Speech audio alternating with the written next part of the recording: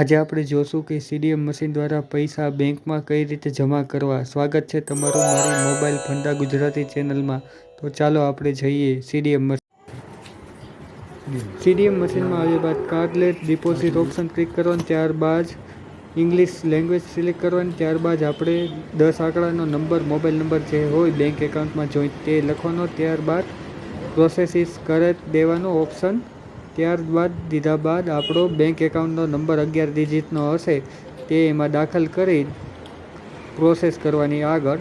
ત્યારબાદ આપણું એકાઉન્ટ અને નંબર દેખાશે, તે ઓકે હોય તો યસ દઈને ને નીચે ઓપ્શન શો થશે પૈસાની નોટ મૂકવાની, ત્યાં આપણે પૈસા મૂકવાના સીધી નોટ રાખીને. ત્યારબાદ એન્ટર દેવાની, એમાં 100, 500 અને 200ની નોટો એ કલેક્ટ કરે છે મશીન. ત્યારબાદ એન્ટર દીધા બાદ મશીન એની જાતે જ પ્રોસેસ કરી તે પૈસા અંદર લઈ લેશે અને ગણતરી કરશે. અને જો દેખાડી દીધું 500-500ની 2 નોટ છે એટલે ઓકે દઈને એટલે મશીન અત્યારે પ્રોસેસ કરવા મળશે અને આપણા ખાતામાં પૈસા જમા થઈ જશે. થોડીક વાર લાગશે અને અહીંથી પહોંચ નીકળશે બહાર ને આપણને ઇન્ફોર્મેશન બધી એમાં મળશે. ત્યારબાદ આ લાલ ચાપ દબાવવાનું ભૂલવાનું નહીં.